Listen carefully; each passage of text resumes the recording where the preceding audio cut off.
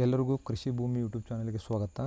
ಇವತ್ತು ನಾವು ಫ್ಲವರಿಂಗ್ ಹಂತದ ದ್ರಾಕ್ಷಿ ನಿರ್ವಹಣೆ ಬಗ್ಗೆ ನಾವು ನೋಡೋಣ.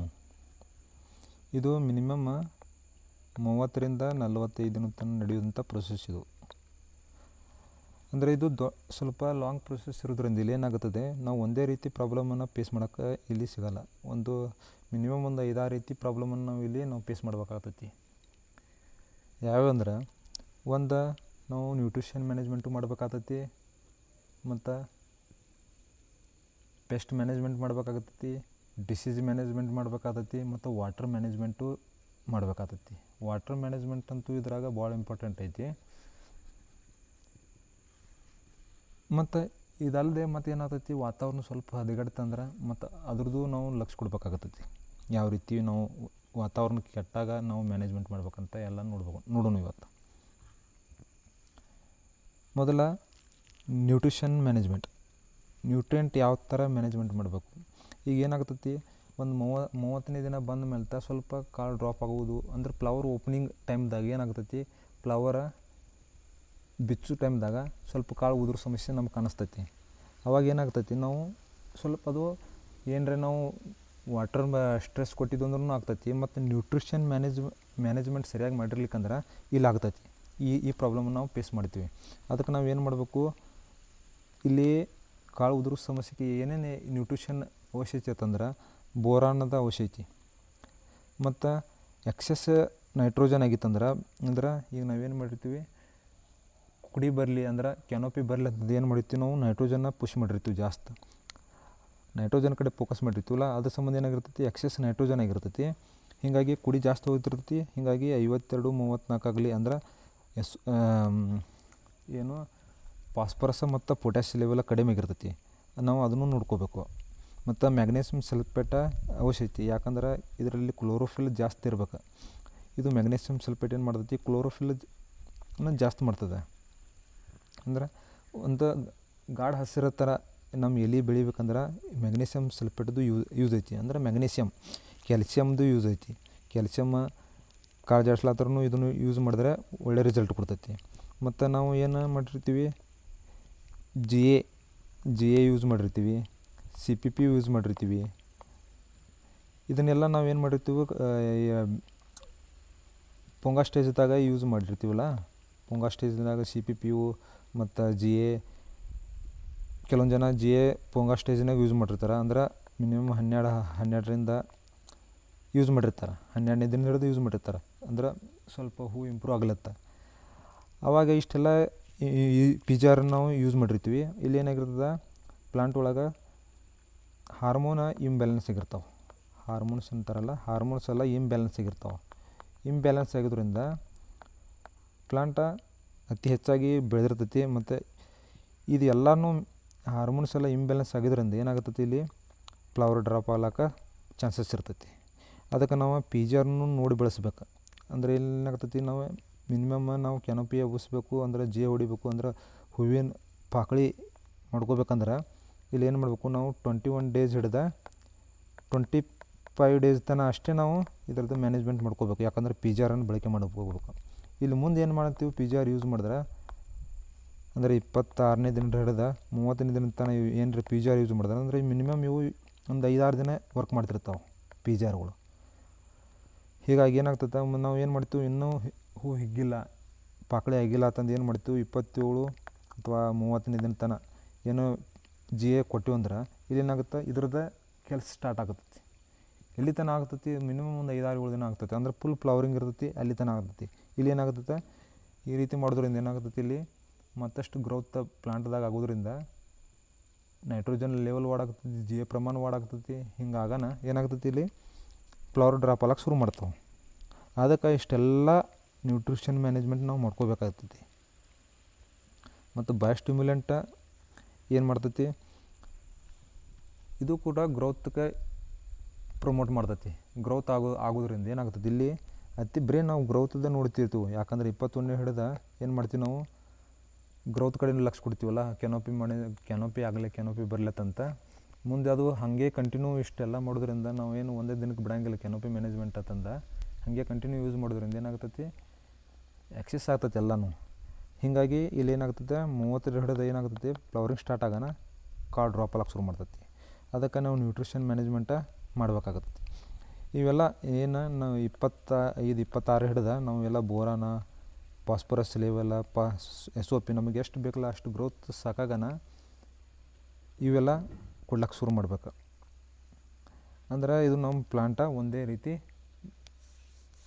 ಹೋಗ್ತತಿ, ಒಂದೇ ರೀತಿ ಬೆಳವಣಿಗೆ ಶುರು ಆಗ್ಬೇಕು. ಇಲ್ಲಿ ಯಾವುದೇ ರೀತಿ ನ್ಯೂಟ್ರಿಷನ್ನ ಮ್ಯಾನೇಜ್ಮೆಂಟ್ ಆಗಬಾರ್ದು ಇಲ್ಲಿ. Next water management. ಈ ವಾಟರ್ ಮ್ಯಾನೇಜ್ಮೆಂಟ್ ಅಂತೂ ಫ್ಲವರಿಂಗ್ ಸ್ಟೇಜ್ನಾಗ ಭಾಳ ಇಂಪಾರ್ಟೆಂಟ್ ಐತಿ.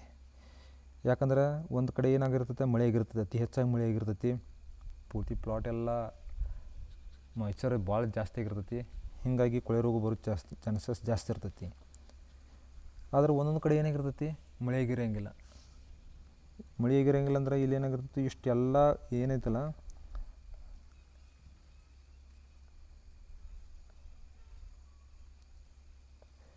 ಇದೆಲ್ಲ ಅಂದರೆ ಈಗ ನಮ್ದು 10x6 ಸೈಜ್ ಐತೆ ತಿಳ್ಕೊಂಡು ಪ್ಲಾಟ್, ನಮ್ದು ದ್ರಾಕ್ಷಿ ಪ್ಲಾಟ 10x6 ಸೈಜ್ ಐತೆ ತಿಳ್ಕೊಳ್ಳೋಣ. ನಾವೇನು ಮಾಡ್ತೀವಿ, ಬರೀ ಡ್ರಿಪ್ಪಿಗೆ ಕೊಟ್ಟು ಬೋದಾಶಿ ಮಾಡ್ತೀವಿ. ಆದರೆ ಇಲ್ಲೆಲ್ಲ ಏನೈತಿ ನಡಬರ್ಕಿನ ಪಟ್ಟೊಳಗೆ ನಾವು ಏನೂ ನೀರು ಕೊಟ್ಟಿರಂಗಿಲ್ಲ, ಪೂರ್ತಿ ಎಲ್ಲ ಡ್ರೈ ಆಗಿರ್ತೈತಿ. ಹೀಗಾಗಿ ಏನಾಗ್ತೈತಿ, ನಾವು ಏನೇ ಒಂದು ಔಷಧ ಹೊಡೆದು ಅಂದ್ರೆ ಇಲ್ಲಿ ಏನಾಗ್ತೈತಿ, ಜಾಸ್ತಿ ನೀರು ಕೊಟ್ಟು ಏನು ಮಾಡ್ತೀವಿ, ಇಲ್ಲಿ ರೂಟ್ ಜೋನ್ ಎಲ್ಲ ಬಂದ್ ಮಾಡಿರ್ತೀವಿ. ಮತ್ತು ಇಲ್ಲಿದು ಏನಾಗಿರ್ತೈತಿ, ಹಸಿ ಇಲ್ದ ರೂಟ್ ಜೋನು ಇಲ್ಲಿ ಬಂದಾಗಿರ್ತೈತಿ. ಹೀಗಾಗಿ ಅದಕ್ಕೆ ಒಟ್ಟೆ ಯಾವುದೇ ರೀತಿ ನ್ಯೂಟ್ರಿಷನ್ ಅಪ್ಟೇಕ್ ಆಗ್ತಿರಂಗಿಲ್ಲ. ನಾವೇನು ಮ್ಯಾಲೆ ಕುಡಿತೀವಿ ಸ್ಪ್ರೇ ಮುಖಾಂತರ ಅದು ಅಷ್ಟೇ ಆಗ್ತಿರ್ತೈತಿ. ಅದಕ್ಕೆ ನಾವೇನು ಮಾಡಬೇಕು, ಪೂರ್ತಿ ಪ್ಲಾಟೇ ಮಾಯ್ಚರ್ ಆಗೋ ರೀತಿ ನಾವು ನೋಡ್ಕೋಬೇಕು. ಅತಿಯಾದ ನೀರನ್ನು ಕೊಡಬಾರ್ದು, ಆದರೆ ಫ್ರೀಕ್ವೆಂಟಾಗಿ ವಾಟರ್ ಕೊಡ್ಬೇಕು. ಯಾಕಂದ್ರೆ ಬೆರಿ ಡೆವಲಪ್ಮೆಂಟ್ ಇರ್ತೈತಿ. ಈಗ ಏನಾಗ್ತೈತಿ, ಫ್ಲವರ್ ಓಪನ್ ಆದಮೇಲೆ ಹಿಡ್ದು ಸಣ್ಣ ಕಾಳು ಆಗ್ಲಾತಿರ್ತೈತಲ್ಲ, ಅವಾಗ ಏನಾಗ್ತೈತಿ, ಹಾಗೆ ಒಂದೊಂದು ಬೆರಿ ಡೆವಲಪ್ಮೆಂಟ್ ಇರೋದ್ರಿಂದ ಫ್ರೀಕ್ವೆಂಟಾಗಿ ನೀರು ಕೊಡ್ಬೇಕು. ನಾವು ಮೇಲಿಂದ ಮೇಲೆ ಕೊಡ್ಬೇಕು, ಅಂದ್ರೆ ಮಾಯ್ಚರ್ ಕಾಯ್ಕೊಂಡು ಕೊಡ್ಬೇಕು. ಯಾಕಂದರೆ ಇಲ್ಲೇ ಏನೈತಿ, ರೂಟ್ ಡೆವಲಪ್ಮೆಂಟು ಇಲ್ಲೇ ಜಾಸ್ತಿ ಇರ್ತೈತಿ. ಏನಾಗ್ತೈತೆ, ರೂಟ್ ಡೆವಲಪ್ಮೆಂಟ ಮೊದಲು ಆಗತ್ತಿರಂಗಿಲ್ಲ. ಯಾಕಂದ್ರೆ ಅವಾಗ ಫಾಸ್ಫರಸ್ ಅಪ್ಟೇಕೇ ಜಾಸ್ತಿ ಇರೋಂಗಿಲ್ಲ. ಫಾಸ್ಫರಸ್ ಮತ್ತು ರೂಟಿಗೆ ಭಾಳ ಲಿಂಕ್ ಐತಿ. ಅದರಿಂದ ಏನಾಗ್ತೈತಿ, ಈಗೇನು ನಮ್ದೇನು ಫ್ಲವರ್ ಅಂತ ಶುರು ಆಗಿರ್ತೈತಲ್ಲ, ಅವಾಗೇ ರೂಟ್ ಡೆವಲಪ್ಮೆಂಟ್ ಸ್ಟಾರ್ಟ್ ಆಗ್ತೈತಿ. ಮೊದಲೆಲ್ಲ ಒಂದು 20% ರೂಟ್ ಏನೇ ಬಿಟ್ಟರು, ಹುಮಿಕ್ ಆಸಿಡ್ ಬಿಟ್ಟರು, ಪುಲ್ವಿಕ್ ಆಸಿಡ್ ಬಿಟ್ಟರು, 20% ಅಷ್ಟೇ ರೂಟ್ ಡೆವಲಪ್ಮೆಂಟ್ ಆಗ್ಬೋದು. ಖರೆ ಈ ಹಂತದಾಗ ಮಾತ್ರ ವಾಪಸ ತೊಗೊಂಡು ನೀರಿನ ಮ್ಯಾನೇಜ್ಮೆಂಟ್ ಮಾಡ್ಕೊಂಡ್ವಿ ಅಂದ್ರೆ, ಎಷ್ಟು ಎಲ್ಲ ಮಾಯ್ಚರ್ ಲೆವೆಲ್ ಮೇಂಟೈನ್ ಮಾಡಿದ್ವಿ ಅಂದ್ರೆ ನಾವು 100% ಇಲ್ಲಿ ವೈಟ್ ಫ್ರೂಟ್ಸ್ ಬಿಡ್ತಾವೆ, ಮತ್ತು ಬೆರಿ ಡೆವಲಪ್ಮೆಂಟ್ ಆಗ್ತೈತಿ, ಮತ್ತು ನಮ್ದು ಎಲ್ಲ ಥರ ನ್ಯೂಟ್ರಿಷನ್ ಅಪ್ಟೇಕ್ ಆಗ್ತೈತಿ. ಯಾವುದೇ ರೀತಿ ನಮಗೆ ಪ್ರಾಬ್ಲಮ್ ಆಗಂಗಿಲ್ಲ. ಅದಕ್ಕೆ ನಾವು ಮಾಯ್ಚರ್ ಲೆವೆಲನ್ನು ಕಾಪಾಡಬೇಕು ಫ್ರೀಕ್ವೆಂಟಾಗಿ. ಅಂದರೆ ವಾಟರ್ ಕೊಡ್ಬೇಕಂದ್ರೆ ಮಾಯ್ಚರ್ ಲೆವೆಲ್ ಎಲ್ಲ ಕಡೆಯೂ ಇರಬೇಕು. ಮತ್ತು ಇಲ್ಲಿ ವೈಟ್ ರೂಟ್ ಕಡೆ ನಾವು ಗಮನ ಕೊಡಬೇಕು. ಇಲ್ಲಿ ಏನರೇ ನಾವು ಮಾಯ್ಚರ್ ಲೆವೆಲ್ ಭಾಳ ಹೆಚ್ಚು ಮಾಡಿದ್ವಿ ಅಂದ್ರೂ ನಡೆಯಂಗಿಲ್ಲ, ಭಾಳ ಕಡಿಮೆ ಕೊಟ್ಟರು ನಡೆಯಂಗಿಲ್ಲ. ಯಾಕಂದ್ರೆ ರೂಟ್ ಡೆವಲಪ್ಮೆಂಟ್ ಇರ್ತೈತಿ ಇಲ್ಲಿ. ಅಂದರೆ ಏರೇಷನ್ ಇರಬೇಕು ಇಲ್ಲಿ ಪ್ಲಾಟ್ ಒಳಗೆ. ಈ ರೀತಿ ಇರೋದ್ರಿಂದ ಏನಾಗ್ತೈತಿ, ವೈಟ್ ರೂಟ್ ಜಾಸ್ತಿ ಆಗ್ತೈತಿ, ಬೆರಿ ಡೆವಲಪ್ಮೆಂಟ್ ಭಾರಿ ಪರ್ಫೆಕ್ಟಾಗಿ ಆಗ್ತೈತಿ. Next disease management. ಈ ಡಿಸೀಸ್ ಮ್ಯಾನೇಜ್ಮೆಂಟ್ ಒಳಗೆ ನಾವು ಇಲ್ಲಿ 3-4 ರೀತಿ ಡಿಸೀಸ್ ಕಾಣ್ತಾವೆ. ಇಲ್ಲಿ ಕೊಳೆ ರೋಗನೂ ಕಾಣ್ತೈತಿ, ಡೌನಿ ಮಿಲ್ಡ್ಯೂನು ಬರ್ತೈತಿ, ಮತ್ತು ಪೌಡ್ರಿ ಮಿಲ್ಡ್ಯೂ ಮತ್ತು ಕರ್ಪ. ಇವು 4 ಇಲ್ಲಿ ಈ ಹಂತದಾಗ ಕಾಡ್ತಾವೆ. ಯಾಕಂದ್ರೆ ಬೆರಿ ಡೆವಲಪ್ಮೆಂಟ್ ಆಗ್ಲಾಗ ಅಲ್ಲಿ ಭಾಳ ಚಿಗುರು ಸಣ್ಣದಿರ್ತೈತಿ. ಅಂದರೆ ಇಲ್ಲಿ ಏನಿರ್ತೈತಲ್ಲ, ಇವು ಬೆರಿ ಡೆವಲಪ್ಮೆಂಟ್ ಇದ್ದಾಗ ಇದೆಲ್ಲ ಡೇಟೆಲ್ಲ ಭಾಳ ಅಗದಿ ಕೂದಲೆಳೆ ಅಷ್ಟು ಇರ್ತಾವೆ. ಹೀಗಾಗಿ ಇಲ್ಲಿ ಎಲ್ಲ ರೀತಿ ರೋಗ ಅಟ್ಯಾಕ್ ಆಗೋ ಚಾನ್ಸಸ್ ಜಾಸ್ತಿ ಇರ್ತೈತಿ. ಹೀಗಾಗಿ ಇಲ್ಲಿ ಡಿಸೀಸ್ ಮ್ಯಾನೇಜ್ಮೆಂಟ್ ನಾವು ಭಾಳ ಕೇರ್ಫುಲ್ಲಾಗಿ ಹೋಗ್ಬೇಕು. ಯಾಕಂದ್ರೆ ಸ್ವಲ್ಪ ವಾತಾವರಣ ಕೆಟ್ಟಿತ್ತಂದ್ರೆ ನಾವು ಫಂಗಿಸೈಡ್ ಕಂಪಲ್ಸರಿ ತೊಗೋಬೇಕು. ಫಂಗಿಸೈಡ್ಸನ್ನು ನಾವು ಯೂಸ್ ಮಾಡ್ಕೋಬೇಕು. ಇಲ್ಲಿ ಕೊಳೆ ರೋಗಕ್ಕೆ ನಾವು ಯಾವುದು ಯೂಸ್ ಮಾಡ್ಕೋಬೇಕಂದ್ರೆ, ರೋಕೋ ಯೂಸ್ ಮಾಡ್ಕೋಬೋದು, ಕ್ಯಾಪ್ಟನ್ ಯೂಸ್ ಮಾಡ್ಕೋಬೋದು, ಅಥವಾ ಪಾಲಿಕ್ಯೂರ. ನೀವು ಯಾವುದು ನಿಮಗೆ ಇದನ್ನು ಕಂಟ್ರೋಲ್ ಅನ್ನಿಸ್ತೈತಲ್ಲ ಅದನ್ನು ಯೂಸ್ ಮಾಡ್ಕೊಳ್ಳಿ. ಮತ್ತು ಇಲ್ಲಿ ಡೌನಿ ಮಿಲ್ಡ್ಯೂನು ಬರ್ತೈತಿ ಈ ಸ್ಟೇಜ್ನಾಗ. ಡೌನಿ ಮಿಲ್ಡ್ಯೂಕ್ಕೆ ನೀವು ಅಂಟ್ರಾಕಾಲ್ ಯೂಸ್ ಮಾಡ್ಕೋಬೋದು, ಯಾವುದೇ ರೀತಿಯೂ ಆಲಿಟಾಗಲಿ ಯೂಸ್ ಮಾಡ್ಕೋಬೋದು. ಮತ್ತು ಪೌಡ್ರಿ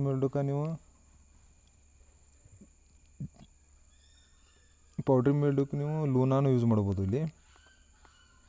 ಮತ್ತು ಅಂತ್ರಾಕೋನಸ್ ಸ್ಕೋರ ಇಲ್ಲಿ ಬೆಸ್ಟ್ ರಿಸಲ್ಟ್ ಕೊಡ್ತೈತಿ. ಈ ಟೈಮ್ದಾಗ ಸ್ಕೋರ್ ಯೂಸ್ ಮಾಡಿದ್ರೆ ಭಾಳ ಬೆಸ್ಟ್ ಇಲ್ಲಿ.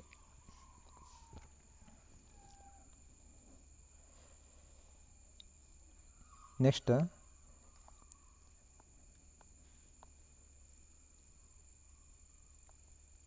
ಏನೈತಿ ಇಲ್ಲಿ ಪೆಸ್ಟ್ ಮ್ಯಾನೇಜ್ಮೆಂಟ್. ಅಂದರೆ ಇಲ್ಲಿ ಬರೀ ರೋಗ ಬರೋದು ಅಷ್ಟೇ ಅಲ್ಲದೆ ಮತ್ತು ಕೀಡಿ ಮತ್ತು ತ್ರಿಪ್ಸ ಭಾಳ ಕಾಡ್ತಾವೆ. ಇಲ್ಲಿ ಕೀಡಿ ಮತ್ತು ತ್ರಿಪ್ಸ್ ಕಾಡ್ತಾವೆ. ಇಲ್ಲಿ ಪಾಲಿನೇಷನ್ ಏನು ಇದು ಶೆಲ್ಫ್ ಇರೋದ್ರಿಂದ ಏನಾಗ್ತೈತಿ, ಇಲ್ಲಿ ಯಾವುದೇ ರೀತಿ ಪಾಲಿನೇಷನ್ಗೆ ನಮ್ಗೆ ಜೇನು ಹುಳ ಬೇಕಂತ ಏನಿಲ್ಲ. ಇಲ್ಲಿ ಶೆಲ್ಫ್ ಪಾಲಿನೇಷನ್ ಇರೋದ್ರಿಂದ ನಾವು ಕೀಟನಾಶಕ ಯೂಸ್ ಮಾಡ್ಕೋಬೋದು ಬೇಕಾದಂಗೆ. ಇಲ್ಲಿ ತ್ರಿಪ್ಸ ಮತ್ತು ಕೀಡಿ ಸಂಬಂಧನೂ ಕಾಳು ಡ್ರಾಪ್ ಆಗಿರ್ತಾವೆ. ಅದು ನಾವು ಅದ್ರ ಕಡೆನೂ ಲಕ್ಷ್ಯ ಕೊಡಬೇಕು.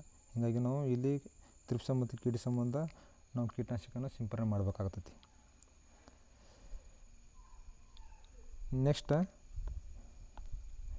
Berry development. ಇಷ್ಟೆಲ್ಲ ಆದ್ಮೇಲೆ ಕಾಳು ಸೆಟ್ಟಿಂಗ್ ಬರ್ತೈತಲ್ಲ, ಆ ಸೆಟ್ಟಿಂಗ್ ಸ್ಟೇಜ್ನಾಗ ನಾವು ಸ್ವಲ್ಪ ನೀರನ್ನು ಜಾಸ್ತಿ ಮಾಡ್ಕೋಬೇಕಾಗತ್ತೈತಿ. ನೀರು ಎಲ್ಲರಿ ಸ್ವಲ್ಪ ಕಡಿಮೆ ಕೊಟ್ಟರೆ ಏನಾಗ್ತೈತಿ, ಅಲ್ಲಿ ಮತ್ತು ಹೂ ಡ್ರಾಪ್ ಆಗಕ್ಕೆ ಶುರು ಮಾಡ್ತಾವೆ. ಅಂತ ಸೆಟ್ಟಿಂಗ್ ಸ್ಪ್ರೇ ನೀವು ತೊಗೋಬೋದು. ಸೆಟ್ಟಿಂಗ್ ಸ್ಪ್ರೇ ತೊಗೊಂಡ ನೀವು ಬೆರಿ ಸೆಟ್ಟಿಂಗ್ ಮಾಡ್ಕೋಬೋದು. ಸೆಟ್ಟಿಂಗ್ ಸ್ಪ್ರೇ ಮಾಡ್ಕೋಬೋದು.